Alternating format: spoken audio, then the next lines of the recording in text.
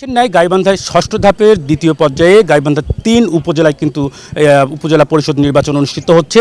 তো আসলে আজ কিন্তু গাইবান্ধার সদর উপজেলা, গোবিন্দগঞ্জ এবং পলাশবাড়ী উপজেলা মিলে এই ভোট কিন্তু অনুষ্ঠিত হচ্ছে। ভোটার যে উপস্থিতি রয়েছে এটি কিন্তু আসলে একটু তুলনামূলকভাবে কম। তো আসলে আমি এখানে প্রিজাইডিং অফিসারের সঙ্গে কথা বলেছি যে ভোটার উপস্থিতি কম হওয়ার কারণ হিসেবে তিনি আমাকে যেটি জানিয়েছেন যে গ্রাম অঞ্চলে কিন্তু এখন ধান মাড়াইয়ের যে কাজ হচ্ছে এই কাজের কারণে কিন্তু যে একটু ভোটার উপস্থিতি তুলনামূলক কম, তবে বেলা গড়ার সাথে সাথেই কিন্তু ভোটার উপস্থিতি বাড়বে বলে তিনি আমাকে জানিয়েছেন।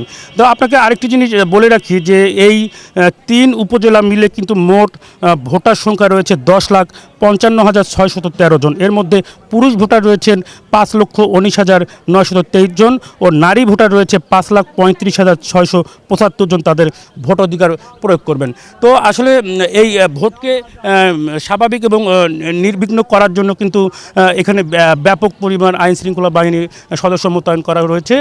এখানে পুলিশ এবং আনসারের পাশাপাশি কিন্তু এই ভোটকে এবং নির্বিঘ্ন করার জন্য কিন্তু তারা যে বিজিবি এবং র্যাবের পাশাপাশি বিভিন্ন ধরনের সংস্থা কিন্তু এখানে কাজ করছে এবং সকাল থেকে কিন্তু এখনও পর্যন্ত আমাদের কাছে কোনো অপ্রীতিকর কোনো ঘটনার কিন্তু তথ্য আমরা পাইনি। তো আসলে গাইবান্ধার গোবিন্দগঞ্জের ভোট কেন্দ্র থেকে এই ছিল আমার কাছে সর্বশেষ।